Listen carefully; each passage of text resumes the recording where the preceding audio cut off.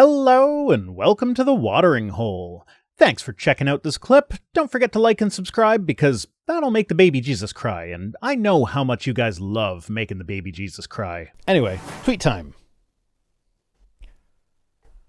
Oh, starting with Andy Biggs. So the Republicans in the States are now actively calling for violence and war. Yeah. That's And I guarantee you that if any violence happens and anyone goes to trial for this, not only will Andy Biggs completely abandon the people that were just, answering his call to war, he will then say that, oh well, this was just using rhetorical speech devices. I wasn't actually just using calling hyperbole, guys. Yeah, no, I'm exaggerating for effect. That's all I was doing here. I wasn't actually calling them to war. Never mind that they actually answered the call. It's only bad when they accidentally answer the call instead of you wanted it, right? It's like accidentally running somebody over with a car versus actually running somebody over with a car. Schrodinger's cat is chanting, rank choice voting, rank choice voting. Absolutely. Rank choice would be better than first past the post. Absolutely. 100%. But in order to get someone in office that will implement ranked choice voting, you gotta vote for the progressives in the primaries who are advocating for things like ranked choice voting. Yep. And then bite the bullet and vote for the milquetoast guy in the final election.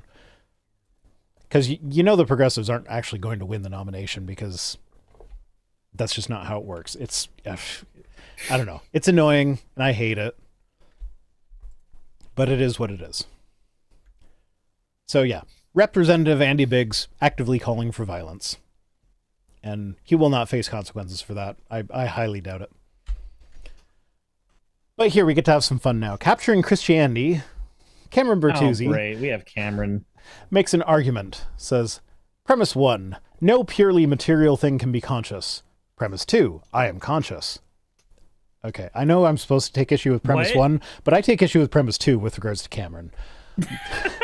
Therefore, conclusion, I am not a purely material thing. So, on the one hand... Adam Broughton says blue in the U.S. is red here and vice versa. Yeah, so for us, the liberals are red and the conservatives are blue, so it gets a little bit confusing when talking across the border. So... here's the thing. On the one hand, I kind of sort of agree with purely not being a material being, only in the sense that when a thought is thought and thrown into the aether, that's a part of you and your identity. How well it's stored in the meat fats of your brain, up for debate. That's still a part of you in some way, shape, or form. I kind of sort of get where that's going. It doesn't mean jack shit for his fucking syllogism here, though. No, well, it's a Gestalt thing. Like, yeah, none of the individual parts of me are conscious, but somehow them cooperating together creates consciousness. But, yeah, so it's I don't know, it just begs, like, the first premise just begs the question. Like, the first premise is the conclusion. Jesus Christ. Like, all ketchup bottles are woke, therefore my ketchup bottle is woke. Like, that's basically what he said here. No, what the fuck is a woke ketchup bottle was never brought into the conversation then? Yeah, it doesn't matter. Premise 1, all ketchup bottles are woke. Sure, let's accept that as a brute fact. Now, yeah. Charlie, well, I mean, that doesn't matter for you, though. You guys use vinegar and stuff for your fries. I don't use vinegar for my... You're thinking of the British people. The bridge people? That's British. That's my dad. Oh. That's my dad. He puts vinegar on his fries. I heard the gross. Bridge people, and I was just like, trolls put vinegar on their fries? Probably. Yeah, probably. I could see that. Trolls, British people, same teeth. Anyway, Elisha Jarnigan says, one thing I've recently noticed while using YouTube is this. While playing music, I've never had an ad in the middle of the song. However, if I play Christian music, I get ads in the middle of almost every song. Odd. Why? So this person is trying to be conspiratorial and be like, YouTube is, rigged against Excuse me. It's rigged against Christians. It's making their music unpleasant to listen to by putting ads in the middle. But here's the thing. I've never heard an ad in the middle of any song ever on YouTube Music specifically. No, on YouTube Music. I pay for YouTube Music I pay for YouTube Premium, so I get YouTube Music Premium. I do not get YouTube Music Premium on my smart speakers because Google is fucking stupid when it comes to making their software work with their hardware. I fucking hate it. They suck. That's why I just use my phone and just cast Bluetooth to places. Yeah, I know, but that doesn't, like, when my kids say Google play such and such, and then it says, oh, no, you can't select a specific song unless you pay for YouTube Music Premium. So we're just going to play a playlist that is similar to that. It's like, that's different. But, yeah, anyway, what I found most interesting about this, though, is as a creator on YouTube, I can choose where ads go in my videos and whether or not they show up in the middle of my videos. Now, if I don't remember to choose it, YouTube will do it automatically, and sometimes they are completely ridiculous with that. But someone who's more competent than me will actually like make sure to check that for every video and make good choices, essentially. So what I get from this is, if this guy is telling the truth, if this is an actual thing that happens on YouTube, then what that means is that secular musicians actually care about the integrity of their art, while Christian musicians are trying to make as much money as possible for as little effort as possible. It's like, do you remember that South Park episode where Cartman just took a whole bunch of regular ass pop music and just made it have like Lord in it a few times, and he became the most popular Christian musician of all time? Yeah, I've often thought the same thing. I was never a big South Park fan. Like, the phase where their humor kind of aligned with mine in my life also happened to hit a time where on the cable network that was airing them, they just aired the same 4 episodes over and over again. So I never really... It was like, let's play Make Love Not Warcraft again. Okay, some Brenna says ad block for the win. So you're stealing from me. Use code Rhino at checkout when you go to Surfshark VPN, which also has an ad blocker. I always tell people they can use an ad block on my stuff if they want. I put an obnoxious amount of ads on videos, so the people who want to sit through them or have YouTube Premium, if you want to block ads on my shit, go right ahead. I don't care. See, it's fine. If I remember, if it's a short video, like I do between 3 and 4 ads per video. I do 1 ad every 7 minutes of video, roughly. And then when I get to 4 ads, doesn't matter how much video is left, I just stop. So like, if you've gotten this far in the video and you've watched 4 ads, your reward is you get the rest of the video ad free. Mm-hmm. Or you go to patreon.com/ViceRhino and sign up there and you get everything ad free. Well, I mean, the videos apparently still have ads in them because if you're not a monetized channel, YouTube still just puts ads in for some reason, I guess. So my videos aren't ad free on there, but the podcast is. Latrune in my chat says, please, since last video I watched, you drove Vice Rhino to drink. I don't drive Rhino to drink. He drinks irrespective of my presence. I think. I'm not a big drinker. But you're always drinking when I'm... Yeah. I'm the common denominator. No, I drink on stream. Damn it. I drink on stream because I am more entertaining when I'm a little bit buzzed. Because I loosen up a little bit. I have never been say buzzed things that nor drunk. I don't like being drunk. No. Yeah. I make a lot of bad decisions in my life. I would make even more if I was drunk. Oh, someone's saying things in German about ad block. I can only assume that they're advocating for it and they don't want me to see it, so they write in German. I mean, it's Senshini. That tracks. Gary says, he/him is cult speak. Piss off. What? Yeah, what? I forget the context that this was in, but this is someone that like responded to me. I think I was commenting on a Kevin Sorbo thing or whatever, something about pronouns. Or no, it had nothing to do with pronouns. Pronouns they make just, you part of the cult. They just, they just saw that I had class. So here's the thing. On Twitter, my name is Vice Rhino. Yeah? It's a picture. My profile picture is the picture of the Rhino from my logo. Yeah, you have a bow tie. That makes it a guy. No, it doesn't. I know girls who've wore Nope, they don't who exist. wear bow ties. Bi ties? Bi ties. Bi doesn't exist either. It's all a liberal conspiracy. Whatever. So there are hints on my profile that Guys, maybe I was one of his bad decisions. Hey, you are not one of... No. Jesus Christ. My partner brought me shrimp. Yours just said she's a bad decision. Did you just eat that with the fucking tail on? No. I could have sworn I saw the shrimp tail on there as well, and I just short-circuited. No. It's peeled. Oh, okay. It's peeled. I see. It's peeled. Yeah. It's peeled. I understand. It's more Barry appealing in my chat that way. just went, what the hell? But Barry, did you... When Vice Rhino's not on, we have updates for you, I guess. Anyway, so my profile on Twitter has no indication of what gender I am. So I put he, him in there so that you know. So that when you're talking about me, you know whether to say he or whatnot. Rhino, I just need to remind you something very important. What? The existence of pronouns means there's casual nouns as well. Mm-hmm. Also, noob nouns. There are casual nouns. There are noob nouns. Less than lucid, you are objectively wrong here. The tails are not edible. Do not eat those. It might be physically possible to eat them, and it might not hurt you if you eat them. However, it is in no way the slightest bit pleasant. So, fun fact: no. my friend Wayne, he's one of the ones who helps me run the Sunset City podcast on Fridays. So, he had never tried shrimp. Somehow, at like 25, it was just not a thing he had tried yet.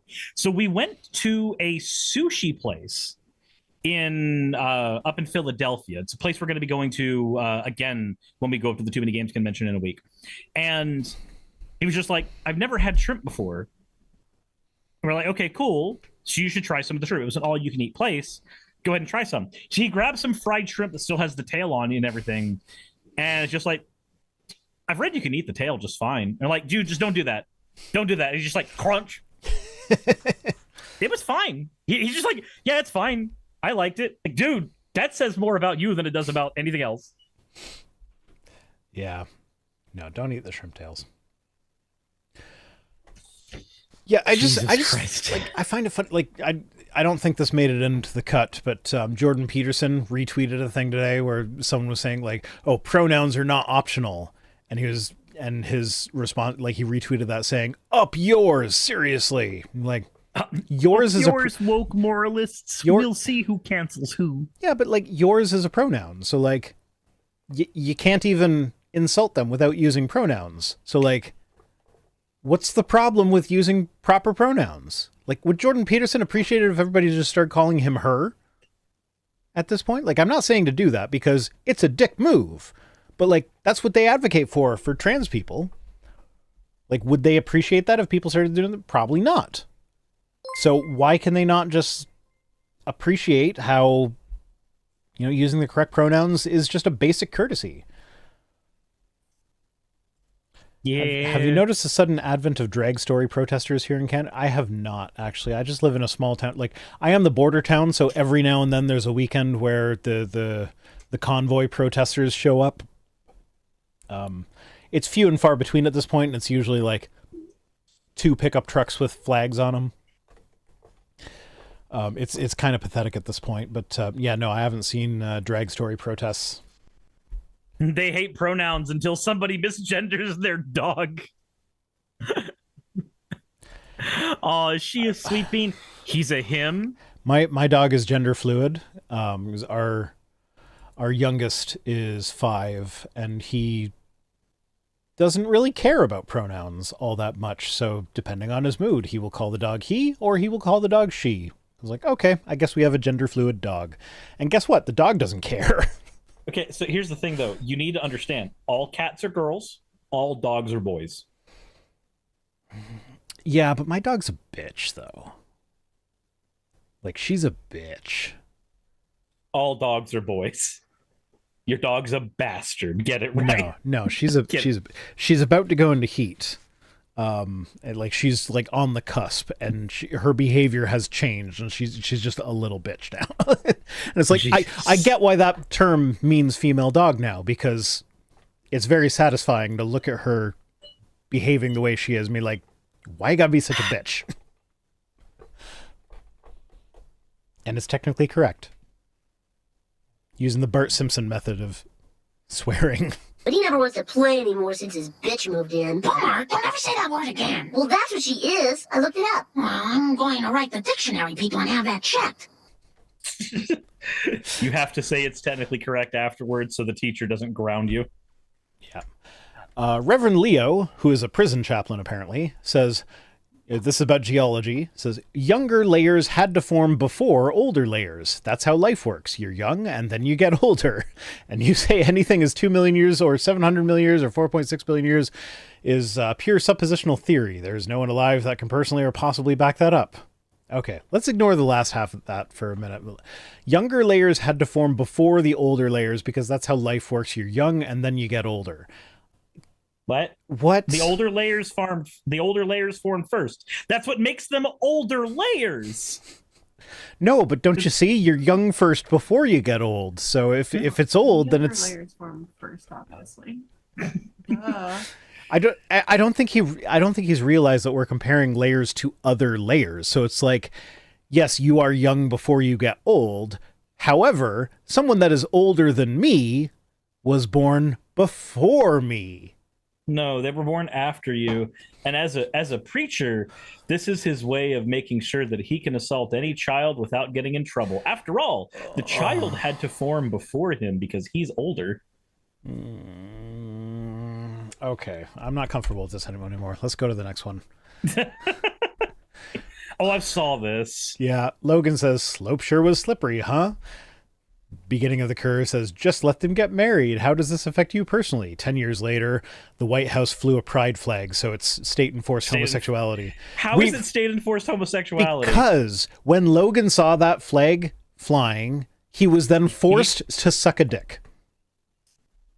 Ignoring the fact that him sucking a dick wouldn't even necessarily be gay in some contexts. Like, ignoring that. What is he just gonna like? He goes to the White House. Biden's gonna go there with a fucking whip, crack it on him real quick, and go, "You're the gay now, son." Is that what he thinks is gonna happen? He's gonna put on his big aviator sunglasses, be like, "You're my bottom now, bitch." It's not gay until the government mandate. Oh God! For it is not gay. Government mandate rhymes with prostate, and that ain't no coincidence, boy.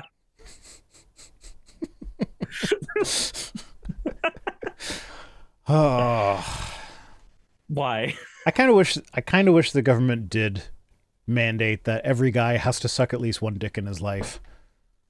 Just for shits and giggles. Just to piss them off. Just to piss them off. Oh my! That was my head. Through my head? No law. Everyone must like the cock. Jesus Christ. Stoff in my chat just went, new law. Everybody must like girl cock. It's not gay. It's a government mandate. It's wait. Government mandate. Mandate. That's it doesn't get it's the mandate. Doesn't get gayer than a mandate. It doesn't. Oh God! Now my chat's talking about food. Get out of here, you fucking degenerates! Oh God damn it! I was gonna. God damn it! Why? I meant to censor this one because he loves attention. So let's just do that. This guy says. This guy says. Just everybody pretend you didn't see the name. Yeah. Want to fight against racism, bigotry, and transphobia? Stop being a dick to people who disagree with you. Cut off there before anything else is said. And that's fine. What are we disagreeing with? If somebody says we should eliminate transgenderism, I'm going to be a dick to them. I'm sorry. There is no... I'm not sorry. Let me just calmly address this real quick. Hold on, sir. Could you please clarify what you meant? I just need to. No. It doesn't matter. Stochastic terrorism's a thing. And you said this on a live podium. What you intended no longer matters. You said the genocide thing. I'm going to be a dick to you. I'm going to be cruel. And you've deserved it. Thanks, Michael Knowles. Milk and milk at the same time. Jesus Christ. Next part. Stop using those words as what are those words? Oh, the racism, bigotry, and transphobia. That there are people who use those as weapons, sure, but oftentimes those words are just descriptors of actions. If we see an action that is taken that looks racist, bigoted, or transphobic, guess what word we're going to use to describe that action? Those ones. No, polite discourse. That's what we'll use to describe that. Because that's clearly what it was. It's all polite These discourse. people are clearly not racist. What happens when a not racist person says a racist thing? Are we just not allowed to call the thing he said racist? I've said okay. Here's a confession. I've had racist moments in my life. Like this Everybody has. This is something that, like, especially as a white guy who was raised among mostly white people, there are things that are going to happen that it just shows, it's racism in the sense that it's like stereotypical stuff or whatever. But so for instance, my solar panels, the company that I was dealing with had 2 Hispanic people on that I was dealing with regularly, and I through one of them I only ever talked to on the phone or emailed with, and the other one is the one that I saw face to face, and I was completely unaware that I was dealing with 2 different people. And so I had, like, one was Jose and one was Carlos, and I had Carlos saved in my phone as Jose. And then I got a text message from someone saying, "Hey, this is Jose. I just need to talk to you for a sec about this." And then I texted Carlos, who I had saved in my phone as Jose, in a panic, being like, "Hey, this guy is saying that he's Jose. He's saying he's you. And, like, have you guys been, like, hacked or something and they've stolen my data or whatever?" And it's like, that is an unintentionally racist moment on my part, because I saw 2 Hispanic guys and I got them mixed up because, like, I don't know, they just didn't seem like 2 separate people in my head. So this is the thing, though, like, the thing that separates a racist from someone who just does unintentionally racist things sometimes is the reaction to that. See, I see that, I'm like, "Oh my God, I'm so sorry. I had you in my phone in the wrong name. I apologize." And then, like, move on, like, learn from my mistake and grow as a person. Recognize that I made a mistake and grow as a person. It would be like if you said that, you know, all VTubers look the same. You're the only VTuber I know, Cirrus. There's another one right here with me, though. Technically, under some definitions, you are one as well. When your avatar's in use. Not anymore. I don't use the avatar anymore. Well, I mean, I use it just as part of the background when I'm playing the video that I'm responding to, because that makes it easier to avoid copyright. But that's no longer me speaking. It's just my thing.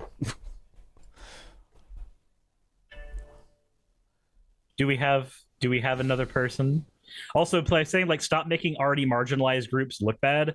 That makes me feel like you're like, oh, so you just need people to be perfect tokens. Sometimes, if a marginalized person has been pushed to the edge over and over and over by assholes, their default response becomes less than pleasant. That's a product of being part of a marginalized group. Yeah, well, it sucks, but it's the thing that happens. That's the thing that I like, that people on the right don't understand, is that if you're not trans, then you don't have to deal with transphobic bullshit all day, every day. It's just your hobby, if you even engage with it at all. And so, like for me, as an ally, if I get tired of seeing transphobes doing transphobic shit, I can just back off, and my life is fine. It doesn't affect me whatsoever. For someone who is actually trans, this is something that they have to fight tooth and nail to defend their identity on a daily basis, all day, every day. This is and so when someone comes along and says, hey, I'm not going to respect your pronouns, it's not just that one interaction. It's, I've had 50 people tell me that today already, and I'm kind of sick and tired of it, so fuck off. That's like, and then they get that reaction, like, oh, you got so upset over the pronoun. It's like, no, they got upset, because over the 50 instances of this. They got upset because their identity is constantly under attack. Yeah. And that's not something you have to deal with, and you just made it a little bit worse. So it's it's easy for someone who's not personally invested in it to like step back and be like, oh, I can be cool, calm, and collected about it. But it's like, no, when it's an attack on your very person, it's harder to be cool, calm, and collected about it. So to expect them to be cool, calm, and collected about it at all times, otherwise, you're asking a level of stoicism that you yourself wouldn't be able to have. Yeah. Oh, dude, this guy doesn't have that. Have you seen him melt down and throw temper tantrums? And like, it's kind of amusing, actually. He like goes on these self-righteous blocking threat things where he's like, oh, if you say this one more time, I'm gonna block you forever, and I'm never gonna unblock you. It's like, that's a happy place. Who fucking cares, buddy? Who fucking cares? My life will be better for it. So like, it's like for so me and Saki, we went to a place called Cheeseburger Bobby's, which I don't know if you have those up there. No, but it's a build your own burger place. You ask it for cooked a certain way, and then you get it, and you go to a salad bar and you build it there. Like that's just what it is. We ate there, and then I was just like, hey, I kind of have to use the restroom, so I guess I have to as well. I'm like, okay, cool, I'm gonna run to the restroom real quick. And she's just like, I'm not gonna do that. I'm not going back there because she's trans, and this is Georgia. Yeah. Yeah. Like, there are some situations where that's not the most comfortable scenario. Yeah. And that creates a level of stress that cis people just don't deal with. And so it's easier for a cis person to be cold, cool, and collected about it than it is for an actual trans person who this actually affects them personally. Because we have a measure of distance. Yeah. We observe this stuff. We don't experience it. Yeah. Okay. Anyway, I'm sorry for not censoring him earlier. Back to Dr. Frank Turek, who says Jesus is the only way. That's the only way. That's the only way an infinite God who is infinitely just can allow unjust people like ourselves to not be punished. He punishes himself. How does he punish himself? He had a bad weekend. I've had a lot of bad weekends. Yeah, but he had a bad weekend where he got whipped and crucified. I mean, okay, and then he got better. Okay, but he got better. You turned me into a newt. I got better. Like, okay, look, his weekend was getting nailed by a bunch of Romans. Okay, that sucks. I don't know. That sounds like a good time. Depending on who you are, that could be a good time. Zach, so much out. For some people, that's a good weekend. Yeah, but like, so here's the thing: like, his infinite God, who is all powerful in his mind, was very limited in how he can save people from what he will choose to do to them after they die. So this is he didn't come twice. The second coming is supposed. God is he's the God of edging. The second coming has been happening for 2,000 years. Yeah. So one of the things that I don't really understand about Christianity that I didn't understand when I was a Christian is like the whole idea of I lost my train of thought. You okay? Me? Yeah, I'm fine. I'm just pulling a Charlie Kirk. You went off script. Yeah. This whole episode has been scripted the entire time. That's the trick. Oh God, what was I saying? God's all powerful. Oh yeah. Okay, so why is death the cutoff point for salvation? Like, if we are going to live for an eternity, that seems rather arbitrary, does it not? And like the Bible says that everybody will bow before God and acknowledge that he is Lord, one way or the other, just some of us will be cast into hell afterwards. So it's like, so clearly that what that means is that if we were provided with adequate evidence of God's existence and that Christianity is true, we would believe it and we would be saved. So if that's the case, then why can that not happen after death? Like if eternity is the life that really matters in the first place, then why does the life that doesn't matter and how we behaved in the life that doesn't matter and what we believed in the life that doesn't matter, why is that what determines our eternal destiny, so to speak? My headphones just fell and my face got stuck. So do I need to remember what I just said and repeat it for you? No, because you were talking about how death should not be the cutoff point. There's no reason it should be the cutoff point for salvation. If we're eternal and God's eternal, why is that the arbitrary area? And if he's an unlimited God, then he has the ability to put it wherever the fuck he wants.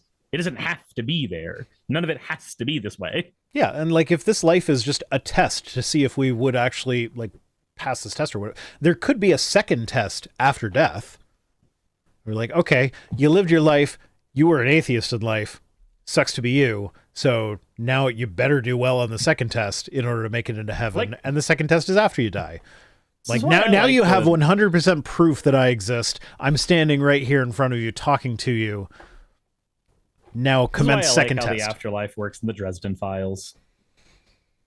It just you go to an in-between place and you either accept a job being one of the like guardians in the in-between place, or you go get judgment based on what your belief was in life. So I am reminded now of so an author that I read a lot of as a kid, Piers Anthony. I tried to read some of his books as an adult, and it's one of those moments where it's like, oh, this guy is probably like this guy, at the very least, he's like a right-wing, like anti-feminist kind of guy or whatever. Like every male character is described by how capable they are and how amazing they are, and how like, oh, even though they don't, and every woman's a trophy, even though they don't look the greatest, they're such a great catch. They have these good qualities or whatever. And every woman is described by how voluptuous she is. How big are her breasts? How what is the ratio of breasts to buttocks, and what is the curvature there?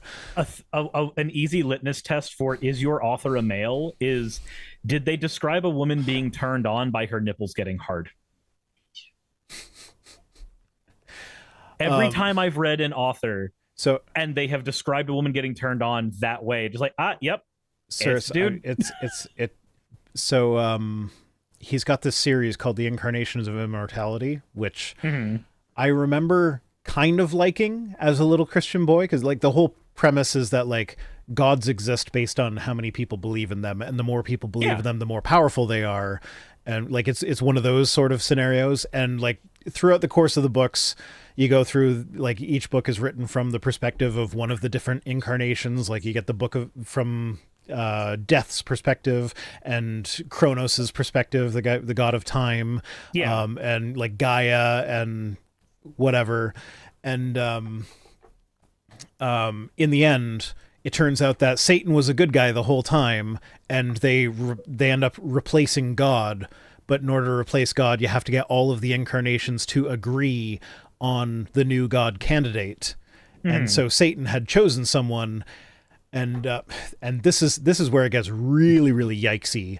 Is like I said, as an adult, I tried to read these again. I tried to like listen to the audiobooks, and I couldn't get past the first book because it was just so misogynistic.